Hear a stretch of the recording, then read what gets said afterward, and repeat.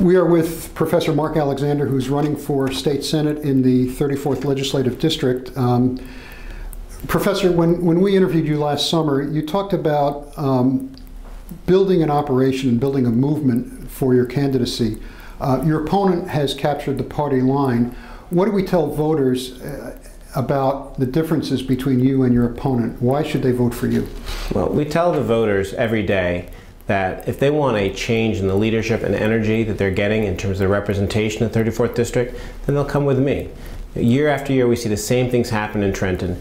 We don't see results. We see property taxes going up and up and up. We see the minimum wage vetoed. We see same-sex marriage vetoed. And we don't see any change. And if you want energy and leadership, that's what I will provide. You know, the reality is the party bosses have decided to get together behind my opponent. And what I've done is I've taken my case straight to the people, and the case is resonating very well.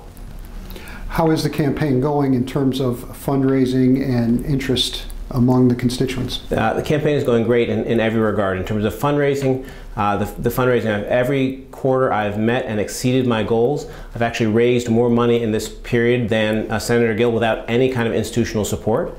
My goals in terms of door knocking have been phenomenal. We've been at over 27,000 doors. I'm out there at the train station this morning, for example. I was at the train station at Bay Street in Montclair. I'm in East Orange, Montclair, Clifton. I'm at all the train stations in Orange. I'm making sure that I'm getting to see people in every possible way. Knocking on doors, shaking hands at supermarkets, seeing commuters that are going off to work. In every way, that's meeting and exceeding our targets, and the people have really connected with us. Okay. Moving on to some of the issues, one of the areas that has generated some interest, and I'll use that word, on Blue Jersey has been your stance on vouchers for education. Can you clarify for us where you stand on vouchers for public schools? Sure, I can be very clear. I do not support vouchers. I will never take money that's for public schools and divert it to any private entities. That's plain and simple. The reality is this whole conversation got started because I got the endorsement of Bishop Reginald Jackson. He has been a leader in New Jersey for a very long time, and people have blown that up into a question of a vouchers issue. The reality is I'm proud to have the support of community leaders like Bishop Jackson, but also there's no one individual who's going to tell me how I vote on any one issue. What I do share with Bishop Jackson, what I hope I share with everybody who's paying attention to this video, is I'm going to make sure I put our children first.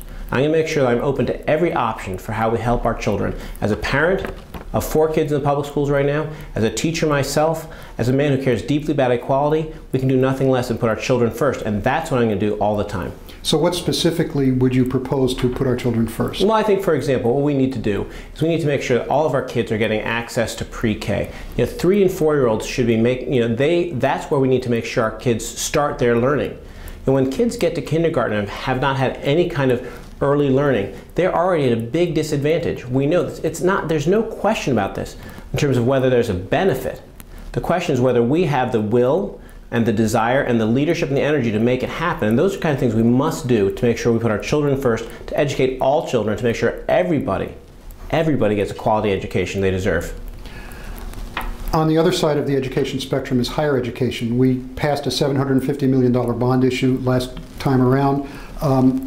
What else do we need to do to make New Jersey a place for quality higher education? You teach here at Princeton, you teach at Seton Hall, so you've got the inside view of all of this. Right. What's your opinion? Well, as a professor, to me, education is fundamentally important, whether it's early education or higher education. In terms of higher education, I'm very concerned because we have so many well-educated students in the K through 12 who then leave the state when it comes time for college. We've got great universities here, like Seton Hall, like Princeton, Rutgers, Montclair State. We can go on lots of different types, smaller, larger colleges, universities. We need to make sure we support our students who want to go to schools in-state, make sure that's a top option, which would mean providing greater scholarship opportunities for our kids who stay in-state. Also, we need to make sure we fund colleges, the community colleges in each county, Montclair State, Rutgers. We need to fund them so they can have the prime faculty, prime facilities, so that they will be the places where everybody is going. We need to really increase the students from New Jersey who stay in college in New Jersey. You recently wrote on Blue Jersey about the environment, on the problems with the Passaic River. Our governor obviously has not been a big friend of the environment. No. initiatives would you bring to the Senate if you were to be elected? Well, I think the Passaic River is a great example. We need to look at the Passaic River, and it winds through so much of our state, and particularly by Clifton within my district. We need to make sure we clean up our rivers. That's one of the first and foremost things we have to do. Another small example, which is a small discrete question, which is present right now, is plastic bags.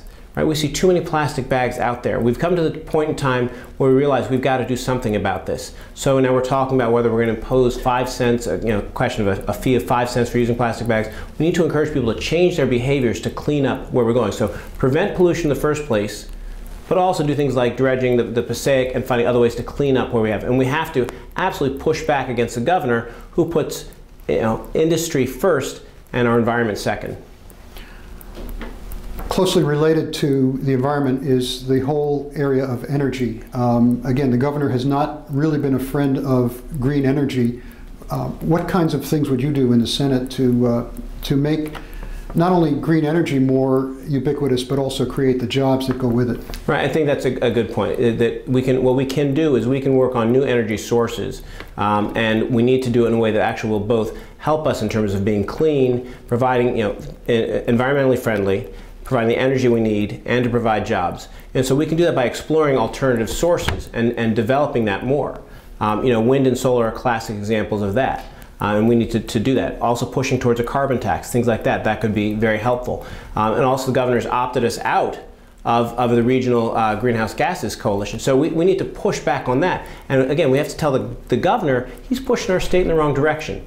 So as much as I think Governor Christie has pushed us in the wrong direction, we as Democrats have to stand up and push him back to where we are as a state. The utility companies, PSE&G has asked for $4 billion investment to upgrade the grid. JCP&L has asked for a rate increase to fix some of the things about Hurricane Sandy. All of these eventually go on to the ratepayer, but obviously the infrastructure is in need of repair. Right. What would your approach be? Yeah, I mean, we saw after Sandy the great need to repair our infrastructure. And the Jersey Shore is our perfect example. That is our treasure. And what we need to do is we need to rebuild along the shore in particular, but we need to rebuild smart.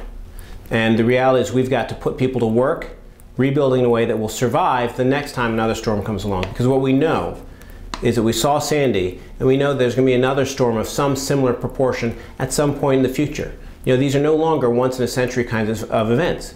So we need to be prepared. So that means we rebuild smart, and we rebuild in a way that puts people to work, protects the infrastructure, and makes us a stronger state overall. Okay. Switching gears here, moving a little bit away from state politics, but you were a key member of the Obama campaign. Right. How do you think the president's been doing in terms of meeting his priorities that he ran on in 2008 and 2012? I think the president's done a great job. Bottom line is he is a president we should all be proud of as progressives. As a Democrat, I'm proud that he is my president.